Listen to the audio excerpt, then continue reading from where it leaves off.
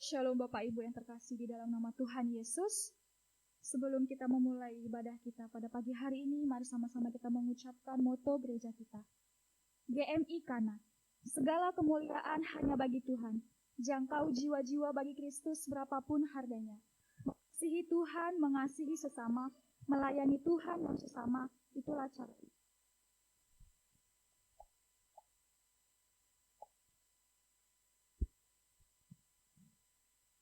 Mari sama-sama kita mengangkat pujian kita, jadikan aku indah.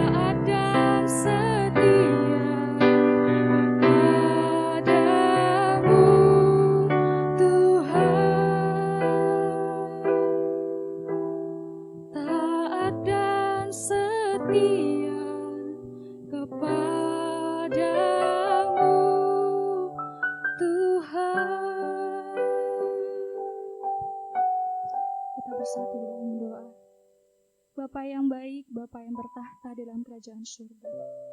Terima kasih Tuhan Yesus, kembali kami mengucapkan syukur kami untuk kasih karunia Tuhan yang masih kami boleh rasakan sampai pada pagi hari ini Tuhan. Terima kasih Tuhan Yesus sudah mengantarkan kami ke tempat ini. Terima kasih Tuhan Yesus sudah memberikan pagi yang indah untuk kami boleh duduk tenang, memuji dan memuliakan nama-Mu. Tuhan, sebentar lagi juga Tuhan kami akan mendengarkan firman-Mu. Kiranya Tuhan mengurapi hamba-Mu yang akan menyampaikan firman Tuhan, agar firman Tuhan boleh tersampaikan kepada kami, dan Tuhan mampukan kami, fokuskan hati dan pikiran kami, agar kami boleh dapat menerima firman-Mu, dan iman kami boleh bertumbuh Tuhan. Terima kasih Tuhan Yesus, hadirlah di tengah-tengah ibadah kami mulai awal, pertengahan hingga akhir. Semuanya kami serahkan ke dalam tangan-Mu Bapa. Terima kasih Tuhan Yesus, ini doa kami. Haleluya. Amin.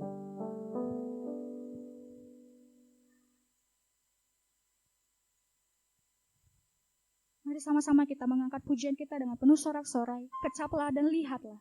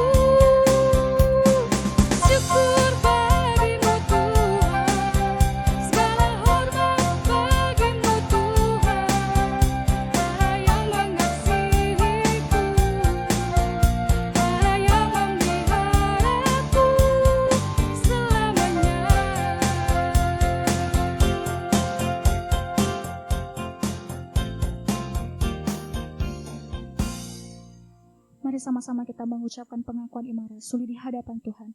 Pengakuan iman rasuli.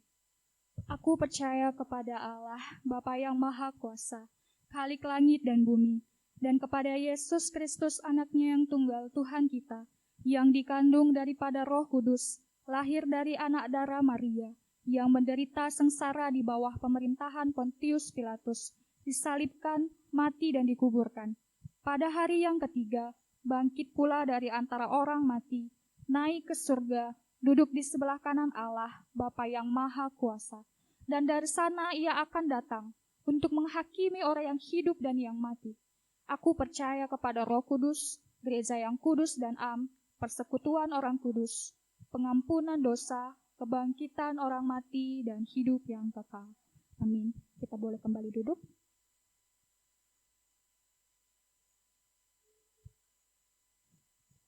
Untuk mendengarkan firman Tuhan, mari kita kembali mengangkat pujian kita. Cinta sejati.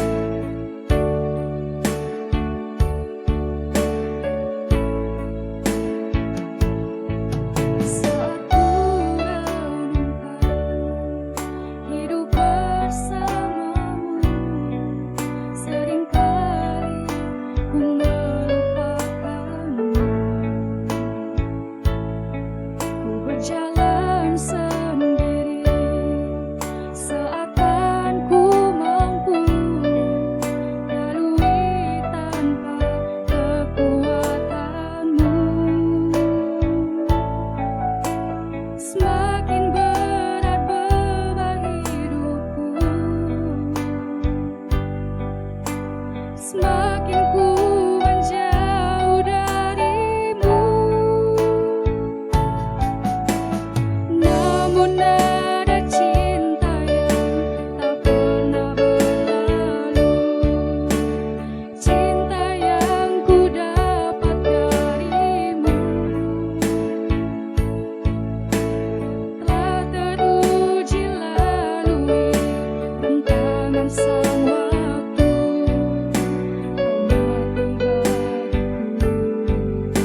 Berkorban untuk diriku,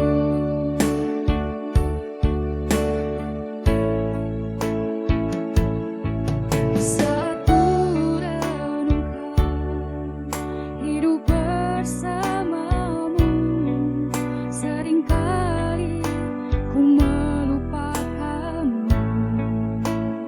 Ku berjalan sendiri, seakan ku mampu lalui hampa kekuatanmu. Semakin berat beban hidupku, semakin ku menjauh darimu, namun ada cinta yang tak pernah berlalu, cinta yang ku dapat darimu, tak teruji lalui rintangan sang waktu. Kau mati bagiku, berkorban untuk diriku.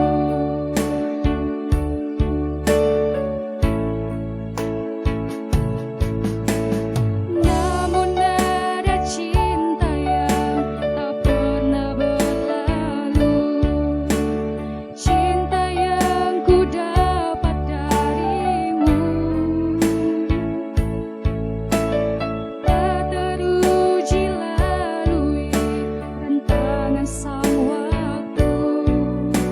Kau mati bagiku, berkorban untuk diriku.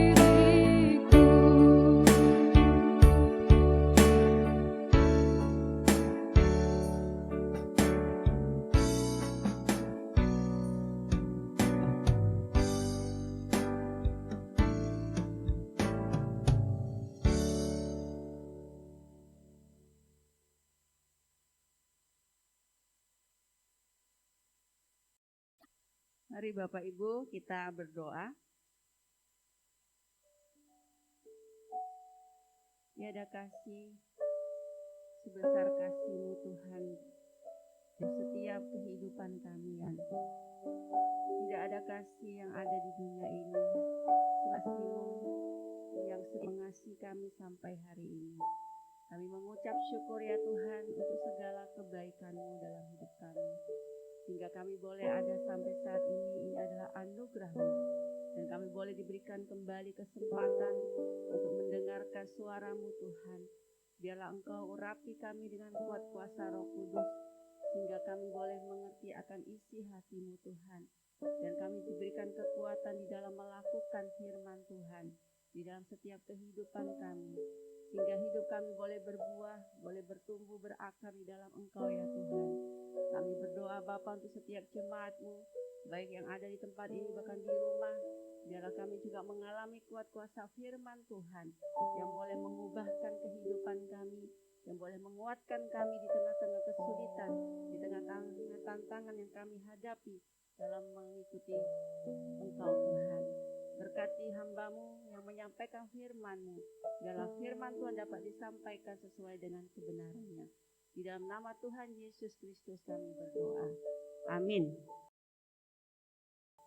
Ya, Bapak Ibu yang dikasihi Tuhan, mari kita membuka Alkitab kita dari surat Filipi, pasal yang ketiga, ayat yang ke-10 sampai 21.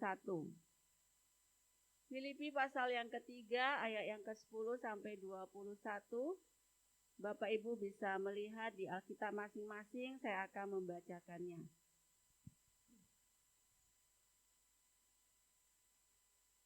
Yang kukehendaki ialah mengenal Dia dan kuasa kebangkitannya dan persekutuan dalam penderitaannya, di mana aku menjadi serupa dengan Dia dalam kematiannya, supaya aku akhirnya beroleh kebangkitan dari antara orang mati. Bukan seolah-olah aku telah memperoleh hal ini atau telah sempurna, melainkan aku mengejarnya kalau aku dapat juga menangkapnya. Karena aku pun telah ditangkap oleh Kristus Yesus. Saudara-saudara, aku sendiri tidak menganggap bahwa aku telah menangkapnya. Tetapi ini yang kulakukan. Aku melupakan apa yang telah di belakangku dan mengarahkan diri kepada apa yang di hadapanku. Dan berlari-berlari kepada tujuan untuk memperoleh hadiah, yaitu panggilan surgawi dari Allah dalam Kristus Yesus. Karena itu marilah kita yang sempurna berpikir demikian. Dan jikalau lain pikiranmu tentang salah satu hal itu akan dinyatakan Allah juga kepadamu. Tetapi baiklah tingkat pengertian yang telah kita capai, kita lanjutkan menurut jalan yang telah kita tempuh. Bapak Ibu yang dikasihi Tuhan, berbahagialah kita yang membaca, merenungkan dan melakukan firman Tuhan dalam kehidupan kita setiap hari. Tema kita pada pagi hari ini adalah ambisi yang baru. Ambisi yang baru. Mari kita melihat apa itu pengertian daripada ambisi. Ambisi memiliki arti yaitu hasrat atau keinginan untuk mencapai suatu keberhasilan. Hasrat atau keinginan untuk mencapai suatu keberhasilan atau kesuksesan. Bapak Ibu yang dikasihi Tuhan, di sini kita melihat bahwa Paulus sebelum dia mengenal Tuhan, sebelum ia menjadi seorang Kristen, Paulus berambisi untuk menganiaya setiap jemaatnya Tuhan. Tetapi setelah dia bertobat, ia tetap memiliki ambisi namun dengan arah atau tujuan yang telah berubah. Nah, di sini Paulus menggambarkan bahwa dirinya itu seperti seorang atlet, ya. Seorang atlet yang sangat ingin memenangkan sebuah perlombaan. Bapak Ibu dikasih Tuhan, kalau kita kembali melihat dari Filipi ayat yang pasal 3 ayat 10 sampai 16, di sini ada dua ambisi yang akan dinyatakan melalui firman Tuhan ini. Yaitu yang pertama adalah ambisi yang berpusat kepada Yesus atau kemuliaan Allah, ya. Untuk mencapai kemuliaan Allah. Nah, kemuliaan Allah ini adalah ambisi yang hidup kita berpusat kepada Yesus. Itu kita bisa melihat pada ayat yang ke-10 sampai yang ke-16. Saya akan bacakan pada ayat yang ke-10. Yang kukehendaki ialah mengenal Dia dan kuasa kebangkitannya dan persekutuan dalam penderitaannya, di mana aku menjadi serupa dengan Dia dalam kematiannya. Bapak Ibu yang dikasihi Tuhan, Paulus memiliki ambisi untuk hidup berpusat kepada Yesus supaya dia dapat mencapai kemuliaan Allah. Nah, apa saja ambisi yang berpusat kepada Yesus? Yang pertama adalah Paulus ingin mengenal Kristus pada ayat 10. Mengenal Kristus artinya mengenal Kristus itu secara pribadi, bukan mengenal Kristus melalui orang lain, tetapi dia mengalami pengalaman pribadi bersama dengan Tuhan dalam persekutuan yang menyegarkan dan sangat intim. Nah, itulah artinya mengenal Kristus. Seperti kalau dalam perjanjian lama itu ketika Adam mengenal Hawa atau Hawa mengenal si Adam. Ada keintiman, ada hubungan yang kuat, yang erat di antara keduanya. Demikianlah Paulus, dia mau mengenal Kristus secara intim. Dia mau memiliki persekutuan yang erat di dalam Kristus. Nah, relasi atau hubungan yang intim dengan Kristus itu berarti apa? Kita melihat bahwa Paulus mau mengenal Kristus itu adalah mengenal kuasa kebangkitannya. Kebangkitan Kristus sebagai kuasa yang sedang bekerja secara dinamis, yaitu secara terus-menerus di dalam kehidupannya. Bapak Ibu dikasih Tuhan, itulah Tuhan memberikan Roh Allah kepada kita.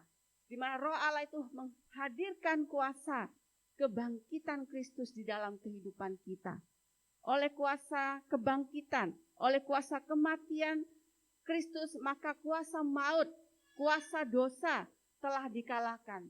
Sehingga itu memampukan kita untuk hidup di dalam kekudusan. Bahkan memampukan kita untuk melayani orang lain. Bapak Ibu, itu yang menjadi arti ketika kita punya ambisi berpusat kepada Yesus. Bahwa kita mau mengenal Kristus, mengenal kematian dan kebangkitannya. Kemudian yang kedua, bagi Paulus, mengenal Kristus itu menyangkut apa? Persekutuan. Ya, persekutuan untuk turut serta di dalam penderitaan. Menjadi sama dengan dia dalam kematiannya. Itu bisa kembali pada ayat yang ke-10b. Nah, penderitaan dan kematian Kristus itu membuat kita diselamatkan dari setiap dosa-dosa yang mengikat kita, ya.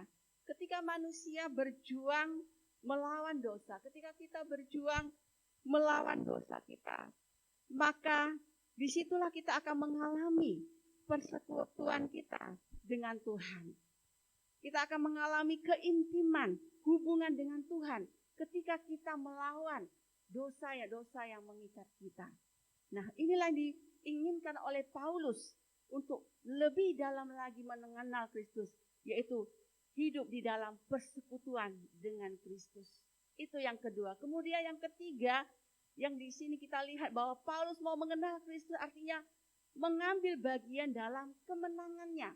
Kemenangan siapa di sini? Ada kemenangan Kristus. Kita lihat pada ayat yang ke-11. Supaya aku akhirnya beroleh kebangkitan dari antara orang mati. Di sini kita lihat bahwa Paulus tidak pernah ragu, ya, bahwa suatu hari nanti ia akan pergi berada bersama dengan Kristus. Nah, inilah ada suatu pengharapan Paulus ketika dia mengalami kemenangan. Inilah yang menjadi tujuan hidup Paulus, bahwa suatu hari nanti ia akan pergi bersama di dalam kepada Kristus, yaitu di dalam kerajaan surga. Bapak Ibu, indikasi ini adalah juga menjadi pengharapan bagi kita bahwa pada akhirnya kita akan kembali bersama dengan Kristus di dalam kerajaannya. Nah, apa yang menjadi refleksi bagi kita Bapak Ibu?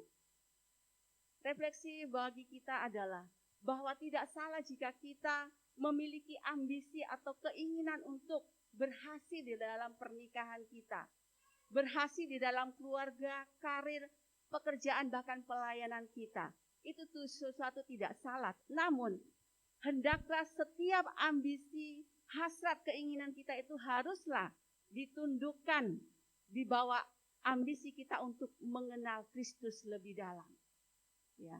Nah, Kristus adalah prioritas, ya, utama dalam hidup kita, bukan yang lain, bukan dunia ini, tetapi Kristuslah yang menjadi utama di dalam kehidupan kita.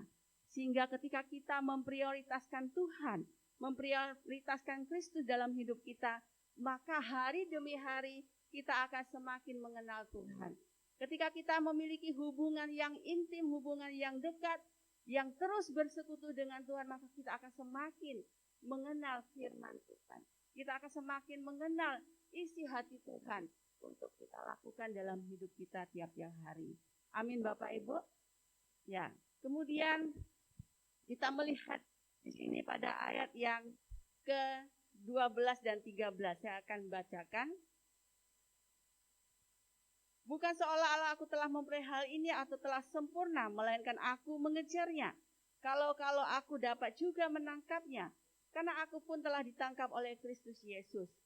Saudara-saudara, aku sendiri tidak menganggap bahwa aku telah menangkapnya, tetapi ini yang kulakukan. Aku melupakan apa yang telah di belakangku dan mengarahkan diri kepada apa yang ada di hadapanku. Nah, Bapak Ibu yang dikasih Tuhan, Paulus di sini menggambarkan bahwa dirinya itu seperti sebagai seorang atlet, ya, untuk Kristus yang berlomba dalam sebuah stadion. Ya. Nah, di sini kita melihat bahwa seorang atlet atau seorang pelari ketika dia mengarahkan dirinya ke depan untuk mencapai garis finish, dia tidak akan mungkin menoleh ke belakang. Pasti dia mengarahkan arah tujuannya itu ke depan, ya. Kalau seorang pelari mengarahkan ke belakang, otomatis atlet pelari ini akan mengalami kekalahan dalam suatu perlombaan. Nah, inilah digambarkan oleh Paulus bahwa kita sebagai seorang Kristen, seorang yang percaya, ketika kita mau mencapai garis finish itu, mencapai tujuan Tuhan itu, kita harus seperti seorang atlet, seorang pelari yang memfokuskan tujuan kita hanya kepada Kristus. Apapun kehidupan kita yang kita jalani, baik di dalam pekerjaan, dalam keluarga, dalam pelayanan, tujuan akhir kita adalah Kristus. Sehingga kita tidak kehilangan fokus tujuan hidup kita. Nah, Bapak Ibu yang dikasihi Tuhan, oleh karena itu orang Kristen tidak boleh melihat ke belakang ketika kita mengarahkan hidup kita kepada Tuhan. Kita tidak dapat hidup, kita tidak bisa melihat masa lalu kita. Karena kesuksesan itu tidak berdasarkan dari kesuksesan masa lalu. Ketika kita mengalami kegagalan masa lalu, keputusasaan karena dosa-dosa masa lalu, atau kepahitan karena orang-orang yang melukai kita, itu tidak bisa menghambat kita untuk terus mencapai tujuan Tuhan. Karena kalau kita melihat ke belakang, maka kita tidak akan pernah mencapai garis finish. Sehingga di Paulus mengatakan pada ayat yang ke-14, dan berlari-lari kepada tujuan untuk memperoleh hadiah, yaitu panggilan surgawi dari Allah dalam Kristus Yesus. Jadi tujuan kita adalah apa? Yaitu hadiah, memperoleh hadiah. Apa hadiah itu? Panggilan surgawi. Dari siapa? Dari Allah dalam Kristus Yesus. Dan itulah yang menjadi fokus kita. Jadi Bapak Ibu yang dikasih Tuhan, apapun kegiatan kita yang kita lakukan, baik sosial, baik dalam keluarga, pekerjaan dan semua, kita hanyalah berlari untuk mendapatkan hadiah, yaitu panggilan surgawi dari Allah Bapa kita. Amin Bapak Ibu. Nah, oleh karena itu Bapak Ibu dikasih Tuhan, mari kita belajar seperti Paulus yang menggambarkan dirinya seorang pelari yang sedang mengulurkan tangannya dengan meregangkan setiap otot-otot hidupnya, supaya ia berusaha secepat mungkin untuk mencapai garis akhir. Dan ini ada suatu ketetapan hati Paulus untuk mengejar ambisinya untuk mengenal Kristus lebih dalam. Biarlah itu terjadi di dalam diri kita masing-masing. Nah, Bapak Ibu dikasih Tuhan, Paulus juga mengharapkan supaya jemaat yang ada di Filipi ini mengikuti apa yang sudah dia berikan. Teladan, ya, meneladani sikap dari Paulus yang memiliki ketetapan hati untuk mencapai tujuan akhir, yaitu mengenal Kristus dan panggilan surgawi. Itu kita bisa lihat pada ayat 15 dan 16. Saya akan bacakan. Karena itu marilah kita yang sempurna berpikir demikian. Dan jika lain pikiranmu tentang salah satu hal itu, akan dinyatakan Allah juga kepadamu. Tetapi baiklah tingkat pengertian yang telah kita capai, kita lanjutkan menurut jalan yang telah kita tempuh. Nah, di sini Paulus mendorong mereka untuk mengikuti teladan hidupnya. Ya, oke. Kemudian yang kedua, kalau kita sudah melihat Paulus mau mencapai kemuliaan Allah, yaitu ambisi untuk mengenal, untuk hidup berfokus kepada Kristus, maka kita melihat bagaimana ambisi manusia yang salah, yang mau mencapai kemuliaan manusia, yaitu ambisi yang berpusat kepada manusia. Itu kita bisa melihat pada ayat 17 sampai 21, ya. Kita lihat ayat yang ke-17. Saudara-saudara, ikutilah teladanku dan perhatikanlah mereka yang hidup sama seperti kami yang menjadi teladanmu. Ayat 18. Karena itu seperti yang telah kerap kali kukatakan kepadamu dan yang kunyatakan pula sekarang, sambil menangis banyak orang yang hidup sebagai seteru salib Kristus. 19. Kesudahan mereka ialah kebinasaan, Tuhan mereka ialah perut mereka, kemuliaan mereka ialah aib mereka, pikiran mereka semata-mata tertuju kepada perkara duniawi. Ayat 20. Karena kewargaan kita adalah di dalam surga. Dan dari situ juga kita menantikan Tuhan Yesus Kristus sebagai juru selamat. Ayat 21, Dia akan mengubah tubuh kita yang hina ini sehingga serupa dengan tubuhnya yang mulia menurut kuasanya yang dapat menaklukkan segala sesuatu. Ayat 17, ayat 18 sampai dengan 21. Inilah gambaran ambisi yang berpusat kepada manusia. Nah, di sini kita melihat bahwa Paulus sangat sedih melihat orang-orang yang hidup sebagai seteru salib Kristus. Itu kita bisa melihat pada ayat yang ke-18. Orang seteru salib Kristus itu orang yang bagaimana? Yaitu orang yang menolak pengampunan, yang menolak kemerdekaan yang dihasilkan Kristus dengan kematiannya. Orang yang tidak mempercayai Kristus. Sehingga orang-orang yang demikian, inilah bahwa kesudahan akhir hidup mereka adalah apa? Kebinasaan. Tidak memperoleh hidup yang kekal. Binasa, ya, habis lenyap, ya. Nah, apa yang mereka lakukan? Yang pertama yang mereka lakukan adalah mereka hidup, ya, maksudnya nafsu mereka menguasai gaya hidup mereka. Ini menunjuk kepada orang-orang yang Tuhannya itu adalah kepuasan pribadi. Yang hidupnya berkisar sekitar sensualitas. Apa itu sensualitas? Seperti makanan, pakaian, olahraga, ya, kekayaan, harta, itulah yang hal-hal yang bersifat sensualitas. Nah, orang yang seperti inilah yang memfokuskan diri kepada hal-hal duniawi, hal-hal kepuasan di dalam kehidupannya. Bapak Ibu dikasih Tuhan, kita melihat bahwa yang salah jika hal-hal dunia itu menjadi Tuhan kita, bahkan menggantikan satu-satunya Allah yang sejati dan Yesus Kristus sebagai pusat hidup kita. Itu yang jadi tidak salah kalau kita menikmati apa yang masih ada di dunia ini, karena kita masih hidup di dalam dunia, ya Bapak Ibu. Tetapi kalau hal-hal dunia ini menggantikan Tuhan atau menggantikan Yesus sebagai pusat hidup kita, maka itu adalah sesuatu yang salah. Kemudian yang kedua, ambisi manusia yang salah itu adalah mereka bermegah. Ya, mereka bermegah ketika mereka seharusnya merasa malu. Itu bisa kita lihat pada ayat yang ke-19, ya. Artinya di sini bahwa mereka menumpuk kekayaan mereka untuk dirinya sendiri dengan segala macam cara. Contohnya dengan cara mencuri, dengan korupsi, ya kan? Dengan menipu, dengan merampok. Tetapi itu mereka lakukan untuk kepuasan, untuk menumpuk kekayaan mereka sendiri. Nah, inilah yang dikatakan bahwa mereka bermegah, yang seharusnya mereka malu melakukan itu. Kemudian yang ketiga, ambisi manusia itu bahwa pikiran mereka terjebak dalam dunia ini.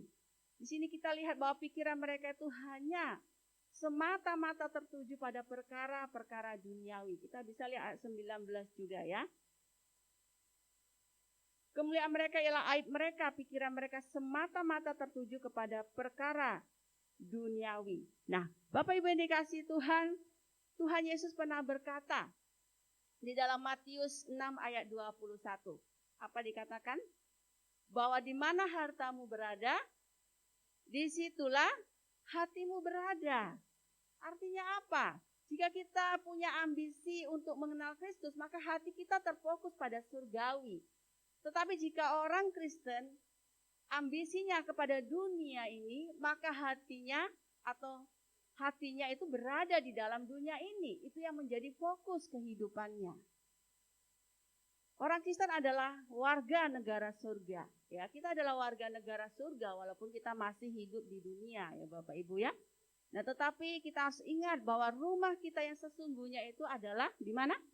Di surga, ya.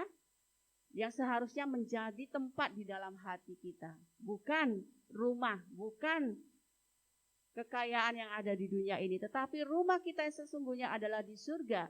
Dan itulah yang menjadi tempat di dalam hati kita, yang menjadi tujuan akhir kita. Nah, tubuh kita yang hina ini suatu saat nanti akan diubah menjadi tubuh yang mulia. Kita lihat ayat 21 ya. Yang akan mengubah tubuh kita yang hina ini sehingga serupa dengan tubuhnya yang mulia, menurut kuasanya yang dapat menaklukkan segala sesuatu kepada dirinya. Bapak Ibu yang dikasihi Tuhan, banyak orang yang memfokuskan dirinya kepada tubuhnya. Banyak orang yang tidak menerima dirinya ya. Kalau hidungnya kurang mancung, dioperasi supaya mancung gitu ya. Kalau kulitnya kurang mulus, dikasih apa supaya mulus. Bahkan penampilan itu lebih utama daripada Tuhan, terkadang seperti itu. Nah, ini suatu yang salah Bapak Ibu. Di sini kita melihat bahwa suatu saat nanti tubuh kita ini akan mengalami kemunduran. Makanya dikatakan bahwa tubuh kita yang hina, artinya setiap manusia itu tubuhnya akan mengalami kemunduran. Artinya apa? Kalau suatu saat nanti kita akan menjadi tua, menjadi putih, tubuh kita yang kuat akan menjadi lemah, gigi kita yang lengkap akan habis, dan segala mata kita juga yang terang menjadi kabur. Jadi segala sesuatu yang di dalam tubuh kita ini akan mengalami kemunduran. Karena itu pada nantinya ketika kita di dalam kerajaan surga, tubuh yang hina ini, tubuh yang sementara ini akan diubahkan menjadi tubuh yang mulia seperti Kristus. Nah, ini adalah suatu janji Tuhan, mengingatkan kepada kita bahwa apapun yang ada di dunia, bahkan diri kita pun sementara di dunia ini dan tidak kekal. Nah, Bapak Ibu yang dikasihi Tuhan, apa yang menjadi kesimpulan kita pada pagi hari ini? Nah, firman Tuhan hari ini mengajarkan kita untuk memilih salah satu jalan ya. Yang pertama, tujuan hidup kita sebagai orang Kristen itu apa? Kita pilih mana? Surga atau kebinasaan? Itu dijawab di hati masing-masing ya.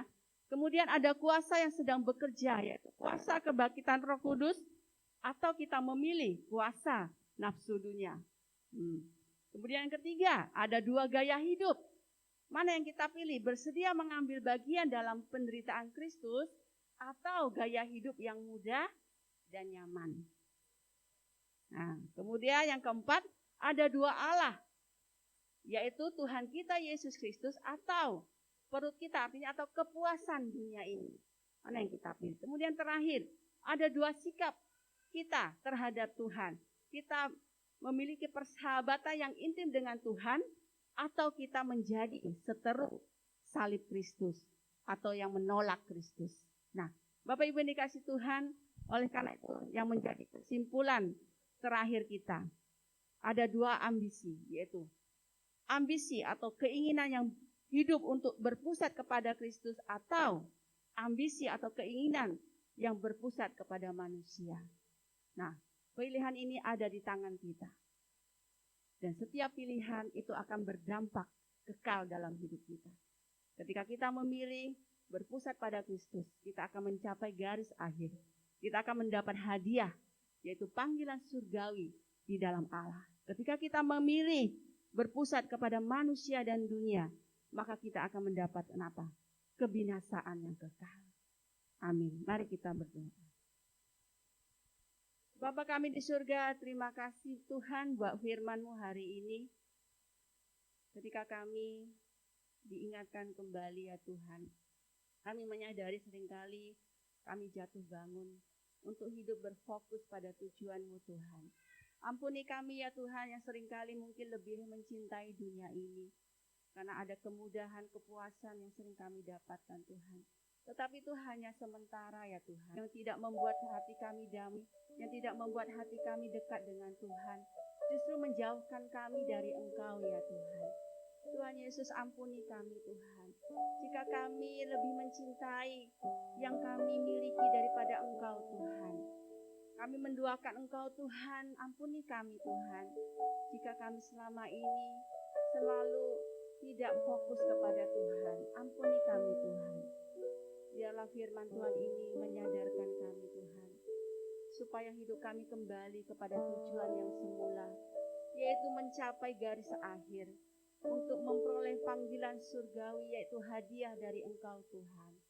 Karena kami tahu bahwa hidup kami di dunia ini hanyalah sementara.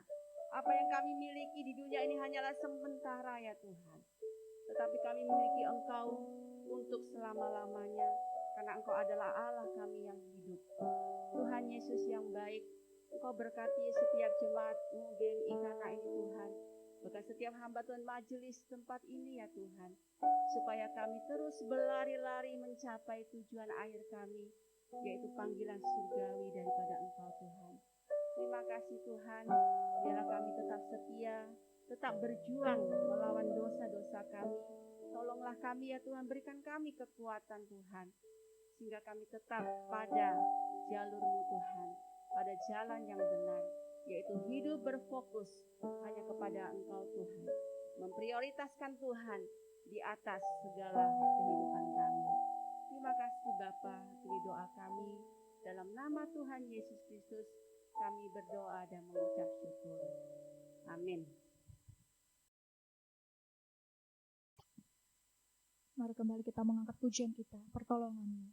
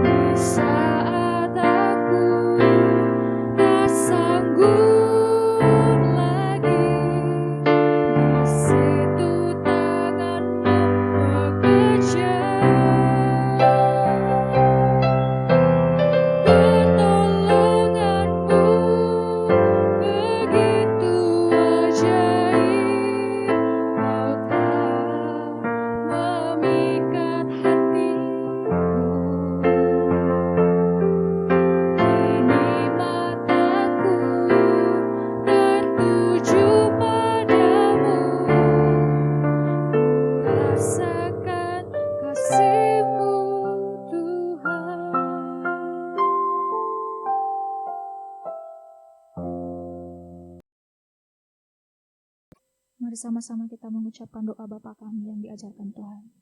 Doa Bapa kami. Bapa kami yang di surga, dikuduskanlah namamu, datanglah kerajaanmu, jadilah kehendakmu di bumi seperti di surga. Berikanlah kami pada hari ini makanan kami yang secukupnya, dan ampunilah kami akan kesalahan kami, seperti kami juga mengampuni orang yang bersalah kepada kami. Dan janganlah membawa kami ke dalam pencobaan, tapi lepaskanlah kami daripada yang jahat. Karena Engkaulah yang punya kerajaan dan kuasa dan kemuliaan sampai selama-lamanya. Amin. Dosa lagi.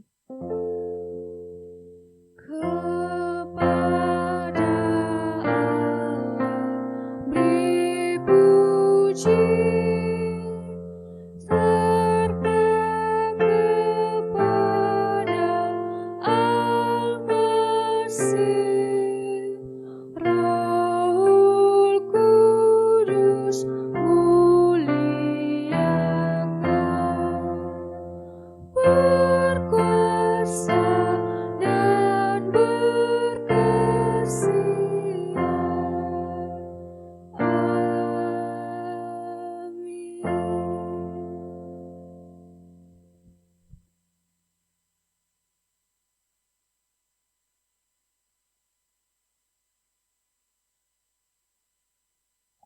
Mari Bapak Ibu, saya mengundang kita untuk bangkit berdiri. Kita akan menerima berkat daripada Tuhan. Mari kita membuka kedua tangan kita. Bapak Ibu yang dikasihi Tuhan, arahkanlah hatimu pada saat ini untuk mengarahkan hidupmu kepada Kristus. Untuk mendapatkan hadiah daripada surgawi, yaitu panggilan surgawi dari Allah dalam Kristus Yesus. Terimalah berkat daripada Tuhan. Kiranya kasih Allah Bapa, pengasihan daripada Yesus Kristus, dan kekuatan penghiburan daripada Roh Kudus menyertai kita pada hari ini, besok, dan sampai selama-lamanya. Amin.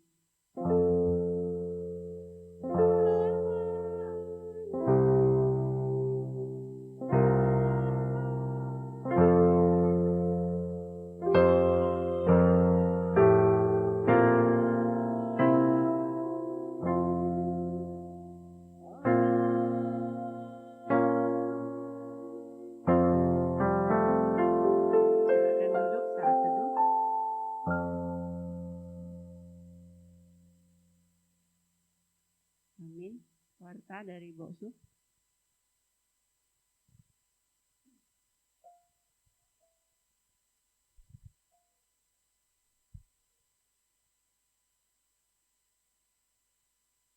Shalom. Bapak Ibu yang dikasihi Tuhan, kita boleh bersyukur bahwa Tuhan senantiasa menyertai kita. Mari kita doakan visi gereja kita satu-satu dalam 1 tahun, 1 orang yang sudah dimuridkan. Mari sedikit membawa jiwa bagi Kristus untuk dimuridkan 1 orang. Mari kita doakan kerinduan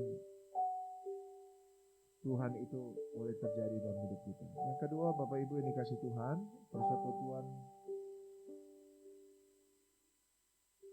doa, mari kita ikuti setiap hari Rabu, jangan bosan-bosannya. Jam 7.15 via Zoom. Tetaplah berdoa, percayalah bahwa Tuhan selalu mendengar dan Tuhan akan menjawab doa kita seturut waktu dan kehendak. Jangan pernah menyerah, mengikuti Tuhan dan percayalah sama Tuhan. Yang ketiga, Bapak Ibu yang dikasihi Tuhan, mari kita doakan. Nah, Tuhan mengendaki bulan Oktober 2021 ya, Tuhan akan menolong kita. Ya, mungkin kita lihat perkembangannya ya. Nanti akan diumumkan di grup WA ya. Maka kita bisa membuka ibadah secara terbatas di gereja ini dan yang lain mengikuti secara online. Tapi Bapak Ibu tetap kita doakan, karena Tuhan yang tahu apa yang akan terjadi. Kita nggak tahu apa yang ada di depan, tapi kita harap supaya iman kita semua boleh bertumbuh dalam Kristus. Tuhan Yesus memberkati.